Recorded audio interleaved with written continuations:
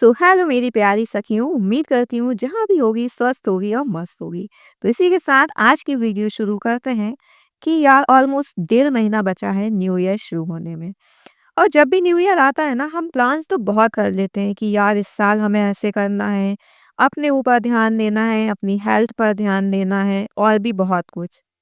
But the thing is कि 1-2 महीने तो ऐसे निकलते हैं जैसे पता ही नहीं चला कि कब निकल गए। और फिर हम धीरे धीरे कोशिश करते हैं सीरियस मूड पर आने की, तो तीज, त्योहार, शादी, ब्याह इन सब में ऐसे टाइम निकलता है कि यार हम ये सोचते हैं कि हमने अभी तो सोचा था कि हम कुछ स्टार्ट करेंगे, न्यू ईयर आया है, न्यू चीज़ें स्टार्ट करेंगे। बट द थिंग कि सेम वही रूटीन फिर से फॉलो होने लगा। तो ऐसा क्यों होता है? ऐसा इसलिए होता है बिकॉज़ हम ना उन चीज़ों को कभी प्रायोरिटी ही नहीं देते। जो भी चीज़ें हैं ना वो सिर्फ़ हमारे दिमाग में रहती हैं, उन्हें हम कभी अप्लाई नहीं करते। इवन अप्लाई करने की सोचते भी नहीं हैं, बस ये सोचते रहते हैं कि हाँ, करना है।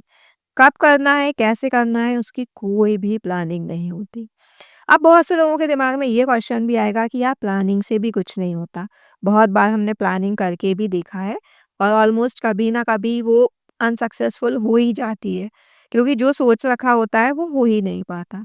डेफ़िनेटली बहुत बार ऐसा होता है कि हम चीज़ों को प्लान आउट करते हैं, पूरी शिद्दत से, पूरा टाइम लगा के, पूरी एनर्जी के साथ कोशिश करते हैं, लेकिन कभी-कभी चीज़ें बिगड़ ही जाती हैं।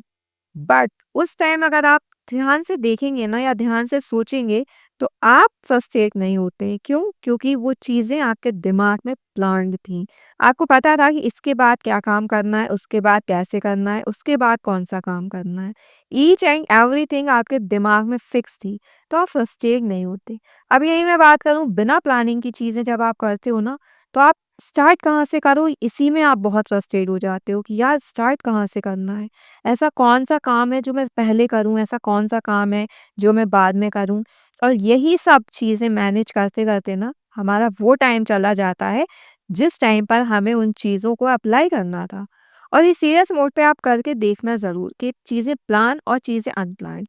अब बात रही कि जो प्लान चीज़ कैंसल हो जाती है, तो यार देखो, सपोज़ करो कि अगर आपसे रिलेटेड है वो कोई प्लान, सिर्फ़ और सिर्फ़ आपको ही उस पे अप्लाई करना है। सपोज़ आपको रनिंग करने जाना है या आपको जिम जाना है, आपको योगा करना है एंड देन सडन में आपकी हेल्थ इश्यूज़ हो गए या आपके फैमिली में किसी को हेल्थ इश्यूज़ हो गए, आप पे डिपेंडेंसी है, तो डेफ़िनेटली आपकी जो प्रायोरिटी होगी वो शिफ्ट हो जाएगी। वो आप पहले ऑब्वियस सी बात है कि फैमिली मेंबर्स को देखेंगे, उन पे फ़ोकस करेंगे एंड देन फिर आप चीज़ें बाद में करेंगे। लेकिन इससे आपने जो सोच रखा था, वो चीज़ें छूट गई। लेकिन आप उसको कंटिन्यू कर सकते हैं जैसे ही आपका फैमिली मेंबर सही होता है तब से। लेकिन अगर आपने कोई चीज़ प्लान आउट ही नहीं की है और ये चीज़ें भी होती जा रही हैं, तो आप इन्हीं में घुसे रह जाते हो, क्योंकि आपको फिर ये फ़ील होता है कि अब मुझे करना ही क्या है? ठीक है, ये बीमार थी, ये ठीक हो गई हैं, फिर आपको कुछ और काम ऐसा दिख जाएगा। तो ऐसे करते-करते ना लाइफ के हर वो पार्ट निकलते जाते हैं और लास्ट में हमें सिर्फ और सिर्फ फ्रस्ट्रेशन बचता है और फिर कुछ टाइम बाद फिर से एक न्यू ईयर आ जाता है। तो भाई आज से ही अपने आप से वादा करिए कि अगर आप कुछ भी सोच रही हैं, स्पेशली न्यू ईयर से करने का स्टार्ट आपने सोच रखा है, तो उसका प्लान आउट ज़रूर करें। पूरी कोशिश करें कि यार अच्छे से एक प्लान बनाएँ और उस पे अप्लाई भी करने की अपनी तरफ से पूरी कोशिश करें। फिर सिनेरियोज़ जो भी बने यार उसमें कोई भी कुछ नहीं कर सकता है। लेकिन डेफ़िनेटली अगर आपके पास प्लान्स रहेंगे ना, आज नहीं कल आप उनको अप्लाई करोगे अगर आपने अंदर से ठान लिए। ऐसा भी नहीं है कि सिर्फ़ प्लान आउट करके आप रिलैक्स हो जाओ कि हाँ यार मेरा तो ये प्लान है, अब ये हो ही जाएगा। वो होगा जब तक नहीं जब तक आप उसे नहीं करेंगे।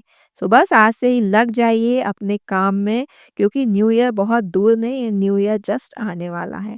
तो न्यू ईयर पे अपने आप को चेंज करके आप अपने आप में एक अच्छा फ़ील कर सकते हैं। सो आज की वीडियो में इतना ही, मिलते हैं अपनी नेक्स्ट वीडियो में, तब तक आप सब अपना ध्यान रखें। सो बाय बाय, टेक केयर।